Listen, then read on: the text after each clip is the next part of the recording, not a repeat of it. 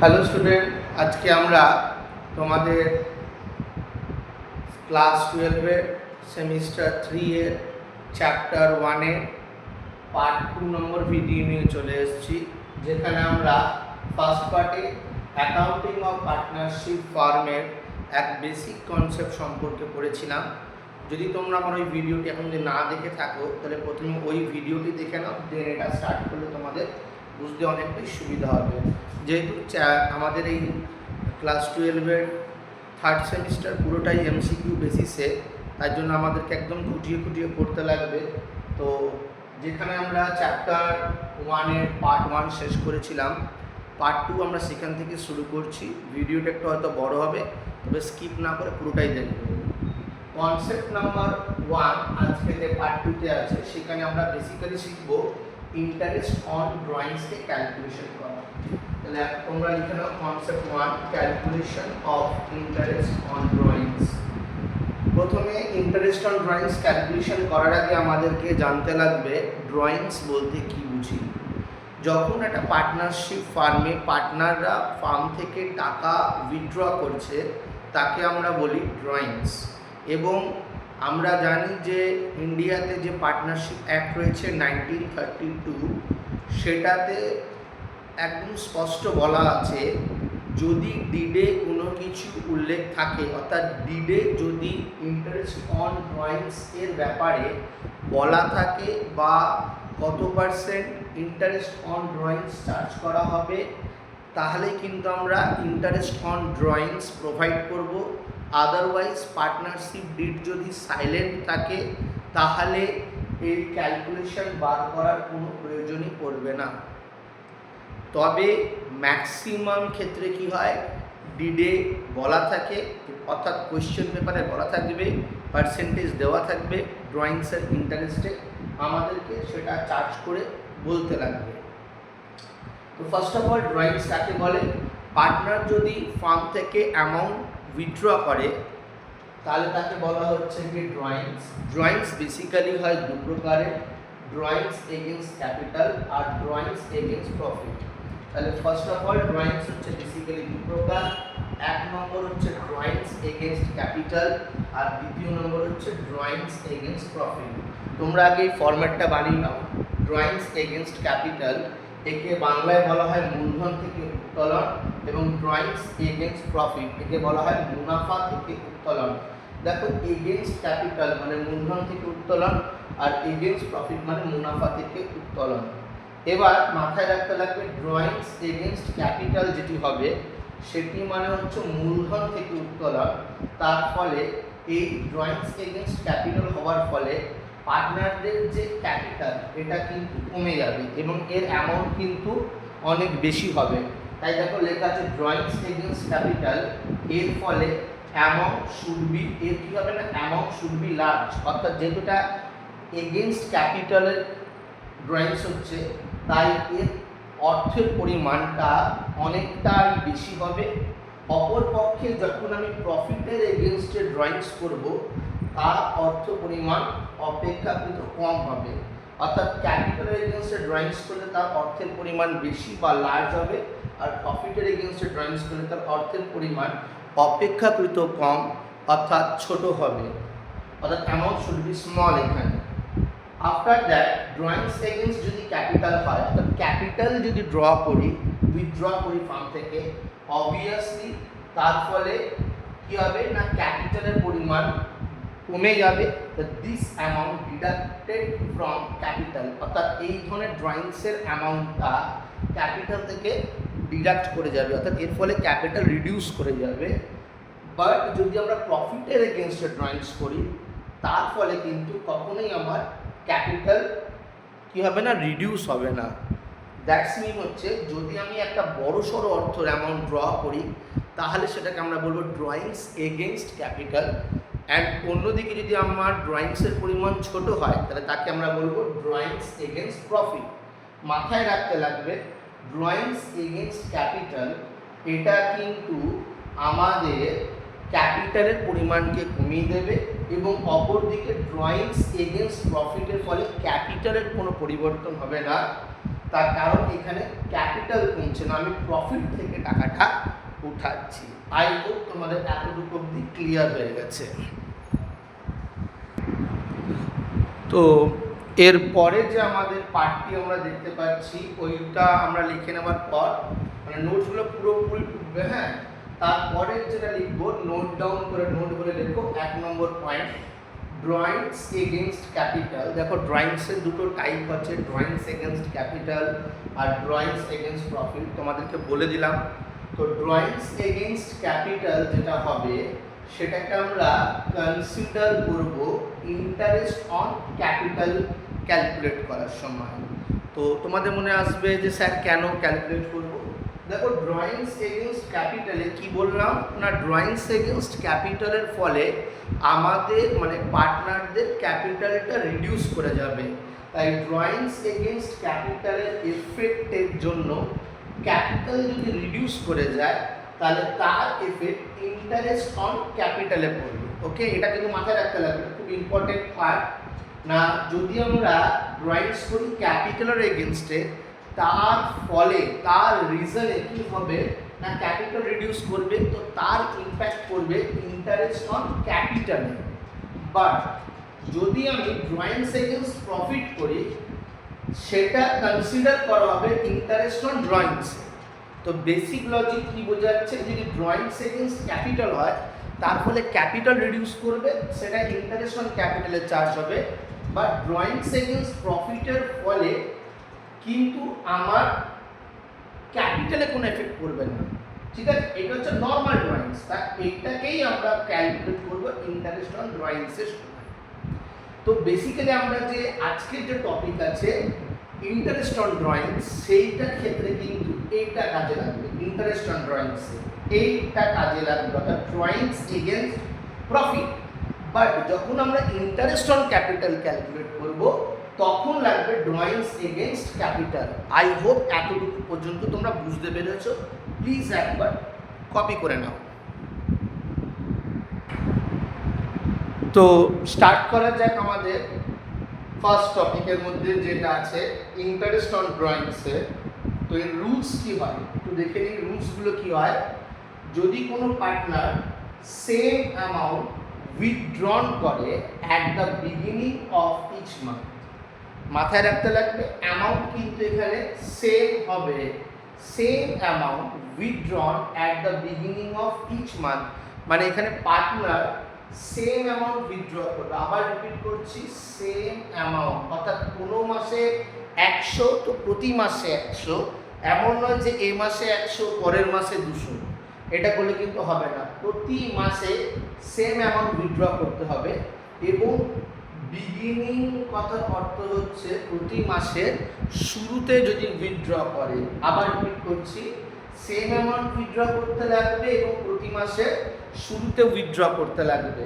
শুরুর ক্ষেত্রে মাথায় রাখবে 6.5/12, 6.5/12 সেম অ্যামাউন্ট আর বিগিনিং অফ ইচ মান্থ। একটা এক্সাম্পল তোমাদের কাছে তুলে ধরা হচ্ছে বোঝার সুবিধার জন্য। ধরে নাও মিস্টার এক্স একজন partner withdrew ₹100 at the beginning of each month. Mister x প্রতি মাসের শুরুতে 100 টাকা করে তুলে নেয়। দেখো আমি এখানে কন্ডিশনে কি বলছিলাম, সেম অ্যামাউন্ট তুলতে লাগবে, এখানে কিন্তু প্রতি মাসে 100 টাকা করে তুলছে এবং রেট অফ ইন্টারেস্ট হচ্ছে গিয়ে rate of interest on drawings হচ্ছে 10%। কত পার্সেন্ট বলা আছে? 10%। তাহলে দেখো এখানে কিন্তু rate of interest on drawings দেওয়া আছে, অর্থাৎ এই ক্ষেত্রে পার্টনারশিপ ডিডে ইন্টারেস্ট অন ড্রয়িংসের রেট প্রোভাইড করা আছে। যদি ইন্টারেস্ট অন ড্রয়িংসের রেট প্রোভাইড করা না থাকতো তাহলে আমরা নিতামই না। কারণ as per partnership deed 1932, if there is no provision regarding interest on drawings, then partners are not allowed or partners have not pay any kind of interest. Partners have not pay any kind of interest on their drawings amount. ওকে, কিন্তু এখানে তো তোমাদের interest on drawings দেওয়া আছে আর অ্যামাউন্টও দেওয়া আছে প্রতি মাসে কত করে, 100 টাকা করে। তো আমরা এখানে ইন্টারেস্ট অন ড্রয়িংসটা কী করে বার করব একটু ঠান্ডা মাথায় বুঝবো। যেহেতু প্রতি মাসে 100 করে তুলছি, তাহলে 100 ইন্টু 12, মানে প্রতি মাসে 100 আছে বলে 100 ইন্টু 12।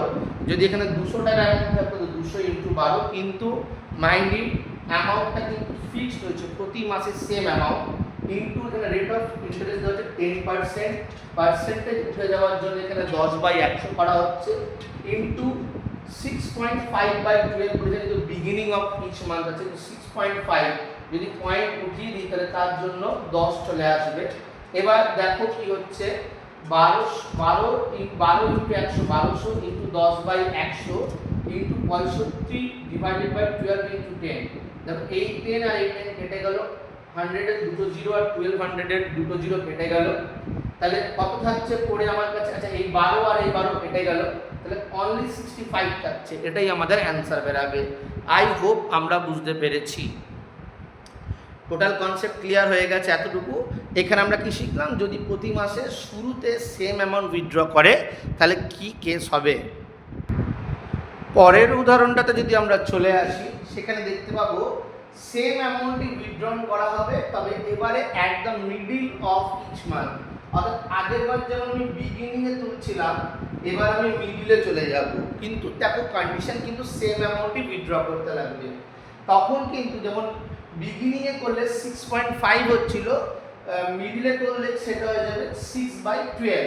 একটা এক্সাম্পল দিয়ে বোঝানোর চেষ্টা করছি, যেমন সেম আগেরবার এক্সাম্পলটাই নিয়ে নিলাম বোঝার সুবিধার জন্য।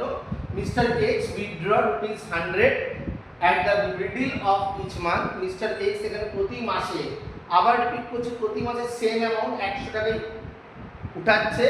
আগেরবার ছিল বিগিনিংয়ে, এবার হচ্ছে মিডিলে। Rate of interest on drawings এবার হচ্ছে 10%। ওকে, তাহলে চলে আসি 100 ইন্টু 12 আগের বারের মতোই সেম হবে, ইন্টু 10% 10/100 সেম। তবে আগের বার যেহেতু বিগিনিংয়ে ছিল তাহলে 6.5/12 ছিল, আর মিডিলে হলে এটা হবে 6/12। আচ্ছা, তাহলে এবার কত হচ্ছে, 100 ইন্টু 12 মানে 1200 ইন্টু 10/100 ইন্টু 6/12। দেখো এখানে 0 0 0 0 কেটে গেল, 6 আর 12 মানে 6 দুগুণে 12, 2 কাটলাম আবার 6, তো 6 ইন্টু 10 হচ্ছে 60 রুপিস চলে আসছে। আই হোপ এই কনসেপ্টটাও আমাদের ক্লিয়ার হয়ে গেল। নেক্সট টপিকের মধ্যে আমরা চলে আসছি, এটাকে আমরা 3 নম্বর টপিক দিয়ে দিচ্ছি।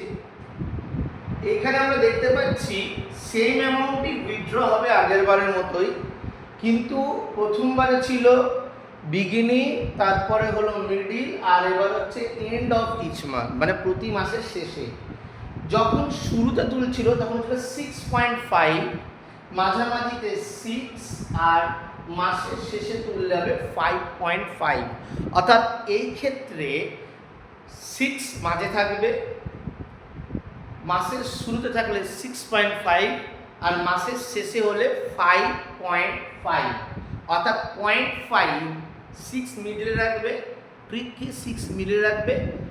প্রথমে হলে 0.5 প্লাস, শেষের দিকে হলে 0.5 মাইনাস। স্টার্টিং হলে 0.5 মানে 6.5 হয়ে যাবে, আর এন্ডে হলে 0.5 মাইনাস মানে এটা হয়ে যাবে 5.5/12। সেম জিনিস এখানেও কিন্তু সেম অ্যামাউন্টই উইথড্রন করার কথা বলা হবে। তাহলে আমরা কি করব, 100 per month into 12 into rate of drawings, এখানে আছে rate of interest on drawings 10%, sorry 10/100 into 5.5 divided by 12। এবারে 5.5 পয়েন্ট পেয়ে যাবে, তো নিচে 10 বসবে, 10 10 কেটে গেল, 12 12 কেটে গেল, 0 0 কেটে গেল, আলটিমেটলি 55 এর অ্যান্সার আসবে। আই হোপ তোমাদের এইখানে rules for interest on drawings এর ক্ষেত্রে যে বেসিক কনসেপ্ট, মাসের মাঝামাঝি তুললে, মাসের শুরুতে তুললে এবং মাসের শেষে তুললে কী ধরনের প্রবলেম আসতে পারে, কীভাবে সেটাকে আমরা সলভ করব, তার একটা পুরো কনসেপ্ট আমি তোমাদের কাছে তুলে ধরতে পেরেছি। প্লিজ এই ম্যাথগুলোকে কমপ্লিট করবে, পুরো নোট ডাউন করে নাও, তাতে আর কোনো ভবিষ্যতে অসুবিধা হবে না। ওকে, এর পরের যে স্টেপটি আমরা দেখতে পাচ্ছি, যেমন আগেরবার আমরা ড্রয়িংসেরই কেস করলাম, কিন্তু এখানে আমরা ড্রয়িংসগুলোকে প্রতি মাসের প্রথমে প্রতি মাসের মাঝামাঝিতে এবং তারপরে প্রতি মাসের শেষে উত্তোলন শিখলাম, ড্র করা শিখলাম। এবারে আমরা ড্রয়িংস করব সেম অ্যামাউন্টেরই, কিন্তু মাসের পরিবর্তে এখানে হয়ে যাবে কোয়ার্টার। কি হয়ে যাবে? কোয়ার্টার। তো আরামসে শিখবো আমরা। দেখো ওইখানে মান্থের বিগিনিংয়ে তুললে ধরতাম কত 6, কিন্তু এবার 6.5, মান্থের বিগিনিং ধরলে 6.5, ঠিক আছে। মিডলে ধরলে হতো 6 এবং এন্ডে ধরলে হতো 5.5। দেখো মান্থের ক্ষেত্রে আমরা বেসিক্যালি মাঝে রাখতাম 6কে, কোয়ার্টারেও মাঝে রাখবো আমরা 6কে। 6/12 মান্থেরও থাকবে 6/12, কোয়ার্টারের কেস হলেও মাঝামাঝি মানে মিডলে থাকতে হবে 6/12। কিন্তু ওইখানে 0.5 প্লাস হচ্ছিল বিগিনিংয়ে, আর মান্থের এন্ডে তুললে 0.5 মাইনাস হচ্ছিল। কিন্তু কোয়ার্টারের কেসগুলোতে আমরা 0.5 এর পরিবর্তে, কারণ ওটা 6.5 আর 5.5 ছিল, এখানে আমরা 1.5 প্লাস করব আর 1.5 মাইনাস করব। মানে কোয়ার্টারের মাঝামাঝিতে তো 6 হবে, 6/12 হবে, তবে শুরুতে করলে হবে 7.5/12 আর এন্ডে করলে হবে 6 থেকে 1.5 মাইনাস করে দেবো, তাহলে হবে 4.5/12। তাহলে এখানে প্লাস 1.5 অ্যাড হলো, এখানে মাইনাস হলো 1.5। একটা এবার এক্সাম্পল দিয়ে বোঝাচ্ছি। আগের বারের মতোই মিস্টার এক্স উইথড্র করছে 100, ওইখানে ছিল অ্যাট দ্য বিগিনিং অফ, ধরে নাও ইচ মান্থ, এখানে হবে at the beginning of each quarter. Each quarter, আবার রিপিট করছি, এখানে আছে কি ইচ কোয়ার্টার। এরকম ডিজাইনও আমরা করতে পারি যাতে আমরা বুঝতে পারি ভবিষ্যতে ইচ কোয়ার্টার। ওকে, তো এখানে আমরা কোয়ার্টারের বিগিনিংয়ে তুলছি, আবার রিপিট করছি, কোয়ার্টারের বিগিনিংয়ে তুলছি। এবার তোমাদেরকে বলে রাখি কোয়ার্টার মিন্স কি, একটা বছরে 4টে কোয়ার্টার হয়, একটি বছরে 4টি কোয়ার্টার হয়, ঠিক আছে। কোয়ার্টার মানে কি 4 ভাগের 1 ভাগ, তাহলে একটা বছরে কতগুলো কোয়ার্টার হবে? 4টে কোয়ার্টার হবে। তাহলে প্রতি কোয়ার্টারে যদি 100 টাকা করে তুলি, তাহলে 4টে কোয়ার্টারে 100 ইন্টু 4 হবে। বাচ্চারা কিন্তু 100 ইন্টু 12 করে দেয় না, কোয়ার্টারের ক্ষেত্রে মাসের ক্ষেত্রে কত মাসে 1 বছর 12, তো 12 দিয়ে কোনো ছিল, কিন্তু কোয়ার্টারের ক্ষেত্রে কত? একটা বছরে 4টে কোয়ার্টার থাকে, কত ধরবো? 100 ইন্টু 4, 100 ইন্টু 4। এখানেও 10% রেট অফ ইন্টারেস্ট আছে, তো 10% উঠে গেলে নিচে 100। আর বলেছিলাম তোমাদেরকে কোয়ার্টারের বিগিনিং তুলে হবে 7.5/12। তাহলে এখানে ইজিলি ভাবে এরপরে কাটাকাটি করে আমরা দেখতে পাচ্ছি কত আসবে, 25 টাকা আসবে। এটাই হচ্ছে আমাদের অ্যান্সার। ওকে, যদি মিডলে তুলতাম তাহলে কি হতো? দেখো তোমরা নিজেরাই ঘরে একবার প্র্যাকটিস করে নিয়ে আমি বলে দিচ্ছি। 100 ইন্টু 4-এ কোনো ডিফারেন্স হতো না, ওটাও 100 ইন্টু 4 হতো, 10/100 হতো। কিন্তু মিডলে তুললে হতো 6/12। কত হতো? 6/12। যদি আমি এন্ডে তুলতাম তাহলে হতো সেম, কেন 100 টাকা করে তুলেছি, তাহলে 100 ইন্টু 4 হতো, 10/100 হতো। তখন 7.5 বা 6, 7.5/12 বা 6/12 না হয়ে হতো কত? যেহেতু আমি এন্ডে তুলছি হতো 4.5/12। 4.5/12। সেম এক্সাম্পলকে দেখে আমরা একবার ঘরে প্র্যাকটিস করে নেব, তাহলে আমাদের আর এ ব্যাপারে কোনো ডাউট থাকবে না। যদি বুঝতে না পারো ভিডিওটা পজ করবে, আবার দেখবে, আই হোপ ক্লিয়ার হয়ে যাবে। ওকে,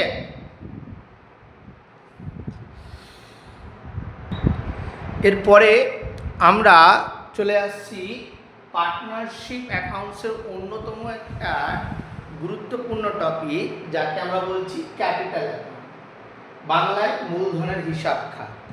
তো পার্টনারদের ক্যাপিটাল অ্যাকাউন্ট এখানে আমরা বানানো শিখব। মাথায় রাখতে হবে এই ক্যাপিটাল অ্যাকাউন্টকে দুভাগে ভাগ করা যায়, ফিক্সড ক্যাপিটাল মেথড এবং ফ্ল্যাকচুয়েটিং ক্যাপিটাল মেথড। ওকে, তার মানে স্যার আপনি কী বলতে চাইছেন? আমি বলতে চাইছি যে অংশীদারি কারবারে অংশীদারদের যে মূলধনের হিসাব, সেটি 2টি পদ্ধতিতে প্রস্তুত করা যেতে পারে। বেসিক্যালি আমরা দুটো পদ্ধতির মাধ্যমেই আমরা ক্যাপিটাল অ্যাকাউন্টকে বানিয়ে থাকি। প্রথম পদ্ধতির নাম হচ্ছে ফিক্সড ক্যাপিটাল মেথড, বাংলায় স্থির মূলধন পদ্ধতি, এবং অপর পদ্ধতির নাম হচ্ছে পরিবর্তনশীল মূলধন পদ্ধতি। ওকে, প্রথম পদ্ধতি হচ্ছে ফিক্সড ক্যাপিটাল মেথড, যাকে পরবর্তীকালে দুটি পার্টে ভাগ করা হয়।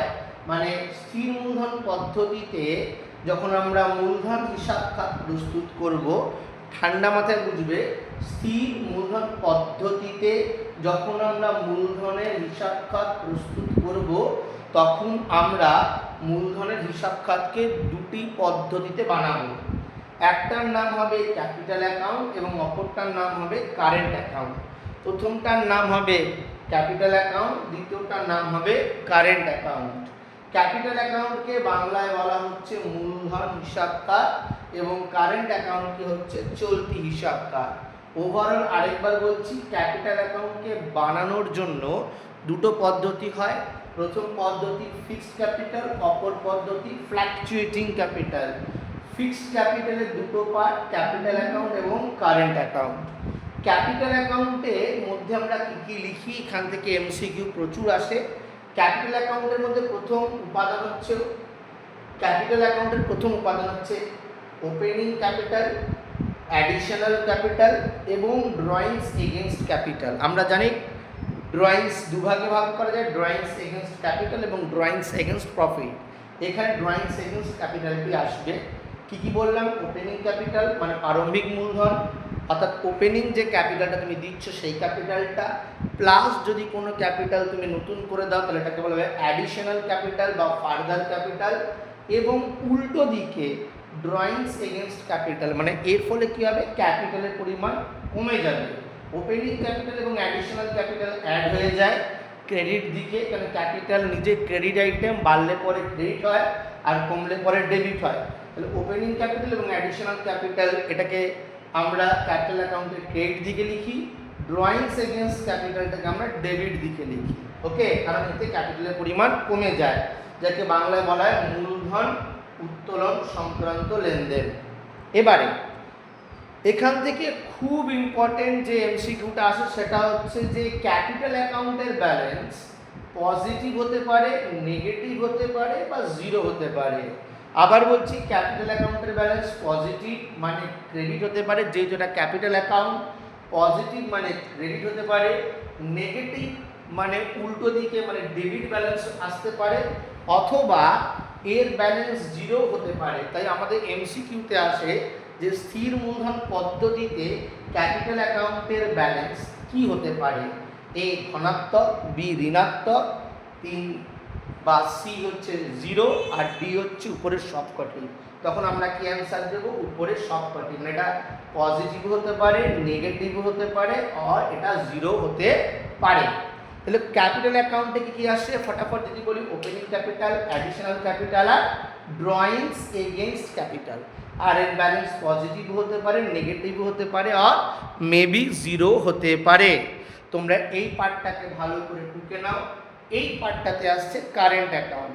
কারেন্ট অ্যাকাউন্টে দেখো, কারেন্ট অ্যাকাউন্টে কি হয়, কারেন্ট অ্যাকাউন্টে কি আসে, কারেন্ট অ্যাকাউন্টে যখন দেবে তখন কারেন্ট অ্যাকাউন্টের ওপেনিং ব্যালেন্স সেটা কারেন্ট অ্যাকাউন্টে আসবে, আর ক্যাপিটাল অ্যাকাউন্টের ওপেনিং ব্যালেন্স ক্যাপিটাল অ্যাকাউন্টে আসবে। এছাড়া কারেন্ট অ্যাকাউন্টে পার্টনারদের শেয়ার অফ প্রফিট, পার্টনারদের স্যালারি, পার্টনারদের বোনাস, এগুলো পার্টনাররা পাচ্ছে, অর্থাৎ অংশীদারদের লাভের অংশ, তাদের বেতন, তাদের বোনাস ইত্যাদি যেহেতু তারা পাচ্ছে, ফলে তাদের ক্যাপিটাল বাড়বে, তাই সেটা আসবে ক্রেডিট দিকে। আই হোপ বুঝতে পেরেছো। কারেন্ট অ্যাকাউন্টে এগুলো পার্টনাররা পায় বলে পার্টনারদের ক্যাপিটালটা বেড়ে যাবে। এইখানে আর জায়গা নেই বলে আমি পাশে সাইডের দিকে করেছি। আমি একটু ক্যামেরাটাকে এদিকে মুভ করাচ্ছি তোমাদের সুবিধার জন্য। একটু বুঝতে হয়তো কষ্ট হলো, একটুখানি কষ্ট করে দেখে নাও। এখানটাতে কি বলা হচ্ছে, ড্রয়িংস, মানে এটার পর 3rd নম্বর পয়েন্ট, ড্রয়িংস এগেনস্ট প্রফিট। এইগুলো যেমন সব ক্রেডিট দিকে আসবে, এগুলো পেলে পার্টনারদের ক্যাপিটালটা বেড়ে যাবে, আর ক্যাপিটাল তো বাড়লে হয় ক্রেডিট। অন্যদিকে drawings against profit, interest on drawings. দেখো আমরা যখন ক্যাপিটাল অ্যাকাউন্ট বানাচ্ছিলাম তখন কিন্তু আমরা ড্রয়িংস নিচ্ছিলাম, কিন্তু সেটা ছিল আমাদের ড্রয়িংস এগেনস্ট ক্যাপিটাল, আর এটা হচ্ছে ড্রয়িংস এগেনস্ট প্রফিট।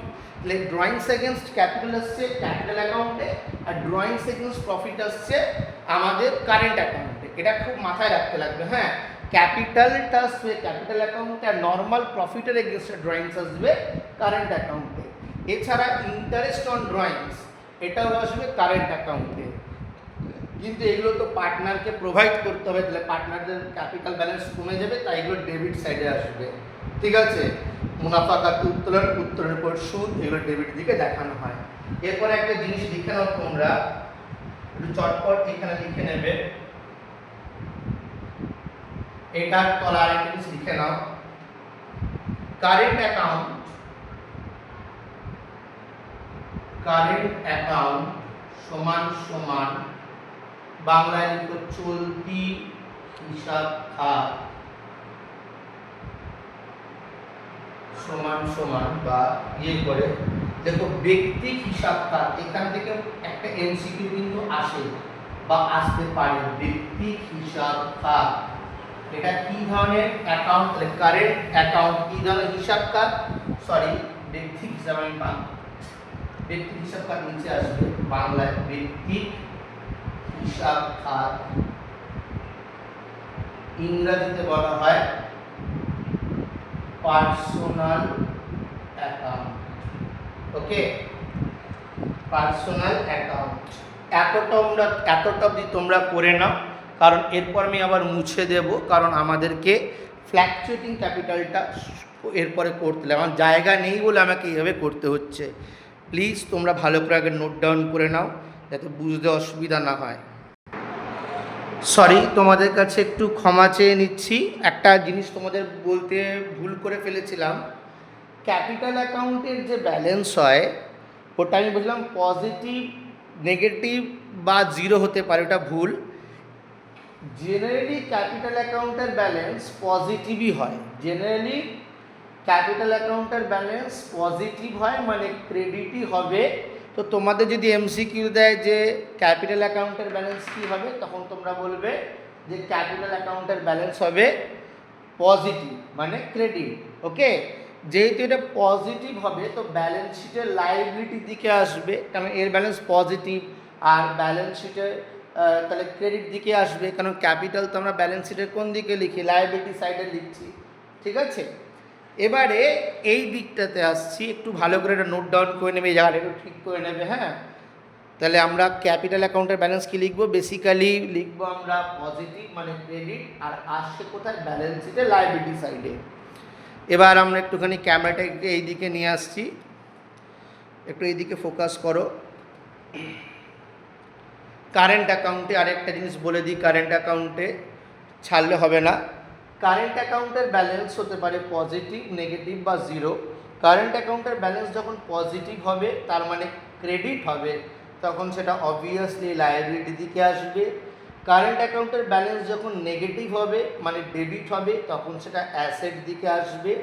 এছাড়া কারেন্ট অ্যাকাউন্টের ব্যালেন্স জিরো হতে পারে, জিরো হলে কিন্তু ব্যালেন্স শিটের কোনো দিকে এটা আসবে না। এবার এটা কপি করে নাও ভালো করে। নেক্সট টপিক আমরা আসছি ফ্ল্যাকচুয়েটিং ক্যাপিটালের দিকে। তো পরের স্টেজটাতে আমরা দেখতে পাচ্ছি যে ফ্ল্যাকচুয়েটিং ক্যাপিটাল মেথড। ঠিক আছে, আমার কাছে জায়গা ছিল না বলে এটা মুছে দিয়েছিলাম। তো ফ্ল্যাকচুয়েটিং ক্যাপিটাল মেথড, এরপরে কারেন্টেরগুলো মুছে দিয়ে সেখানে ফ্ল্যাকচুয়েটিংগুলো লিখেছি। তো তোমরা লিখবে ফ্ল্যাকচুয়েটিং ক্যাপিটাল মেথডের মধ্যে একটাই অ্যাকাউন্ট তৈরি করা হয়, ক্যাপিটাল অ্যাকাউন্ট। মাথায় রাখবে ফিক্সড ক্যাপিটালে দুটো হয়, ক্যাপিটাল অ্যাকাউন্ট আর কারেন্ট অ্যাকাউন্ট, কিন্তু ফ্ল্যাকচুয়েটিংয়ে একটাই অ্যাকাউন্ট তৈরি করা হয়, ক্যাপিটাল অ্যাকাউন্ট।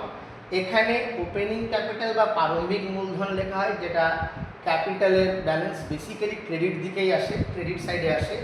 এছাড়া ইন্টারেস্ট অন ক্যাপিটাল, পার্টনারদের salary, commission, share of profit, এগুলো পেলে পরে ক্যাপিটাল বেড়ে যায়, তাই লেখা হয় এগুলোকে এই ক্যাপিটাল অ্যাকাউন্টেরই ক্রেডিট দিকে। এছাড়া দু ধরনের ড্রয়িংস এগেনস্ট ক্যাপিটাল আর ড্রয়িংস এগেনস্ট প্রফিট, দুটো ক্যাপিটালই এখানে ডেবিট সাইডে লেখা হয়, কেন দুটোর ফলে ক্যাপিটাল কমে যাচ্ছে। একটা মজার কথা বলে রাখি, ফিক্সড ক্যাপিটাল মেথডে, ঠিক আছে, যদি ক্যামেরাটাকে একটু এইদিকে ঘুরাই আমরা দেখতে পাবো ফিক্সড ক্যাপিটাল মেথডে আমরা ড্রয়িংস এগেনস্ট ক্যাপিটালকে রেখেছিলাম ক্যাপিটালের ঘরে, আর ড্রয়িংস এগেনস্ট ওটা মুছে গেল, ড্রয়িংস এগেনস্ট যেটা আমরা করেছিলাম প্রফিট সেটাকে রেখেছিলাম কারেন্ট অ্যাকাউন্টের ঘরে। তোমাদের কাছে তো নোট ডাউন করে তোমাদের কাছে দেখতে পাবে ড্রয়িংস এগেনস্ট কী বললাম প্রফিটটা রেখেছিলাম কারেন্ট অ্যাকাউন্টে, আর ড্রয়িংস এগেনস্ট ক্যাপিটাল রেখেছিলাম ক্যাপিটালের ঘরে। কিন্তু এইখানে তো একটাই ঘর হবে, খালি ক্যাপিটাল অ্যাকাউন্ট, তাই আমরা এখানে কি করছি, ক্যামেরাটা একটু ঘুরিয়ে দিচ্ছি তোমাদেরকে যাতে বুঝতে পারো। এখানে ড্রয়িংস এগেনস্ট ক্যাপিটাল আর ড্রয়িংস এগেনস্ট প্রফিট দুটোকেই ডেবিট সাইডে রেখে দেওয়া হবে। ঠিক আছে, ওইখানে আলাদা করে ক্যাপিটালের ঘরে কারেন্ট অ্যাকাউন্টের, এখানে কিন্তু একটাই ঘর, তো দুটোকেই একই জায়গায় রেখে দেওয়া হচ্ছে।